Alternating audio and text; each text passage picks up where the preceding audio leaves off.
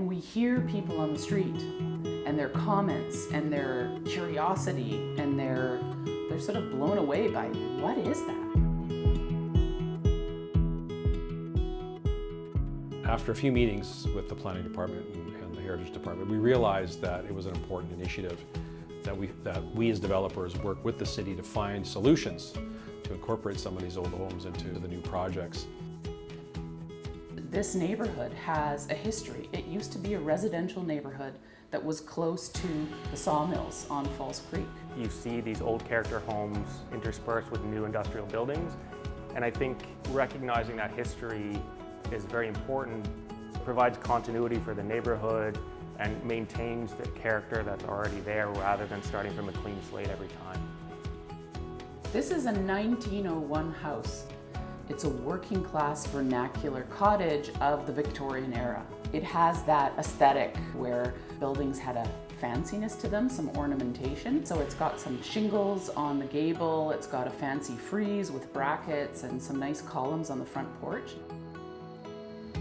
Heritage doesn't mean freezing something in time or not introducing any change. So you don't just keep something old because it's old. We want it to have a relevant use so that it doesn't come at risk again.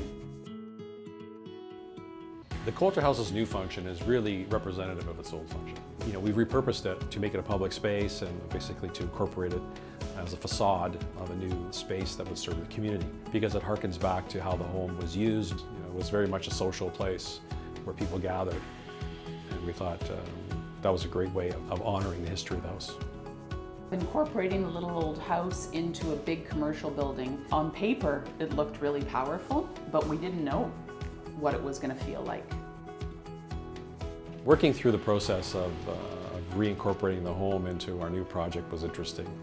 You know, taking a home that's over 100 years old off the site, moving it to a separate location, and then restoring it in the middle of winter. And how do you build around this, bring it back in a way that doesn't disrupt the timing of the construction? There was also challenges in terms of just the logistics and then coordinating how that house would come back and land in the exact right spot, at the exact right elevation, and tie into the work that was going around behind it. You know, what you truly find when you work on projects like these, which are really kind of passion projects, is you have people that are very vested in different parts of the process.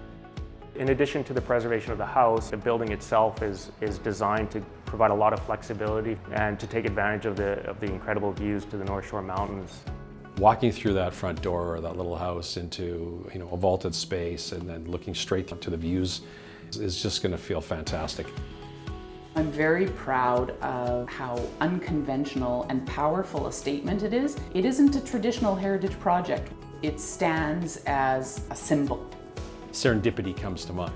It's always fun to walk around a corner and see something that you never expected. I mean, I think that's what brings a lot of joy to people's lives.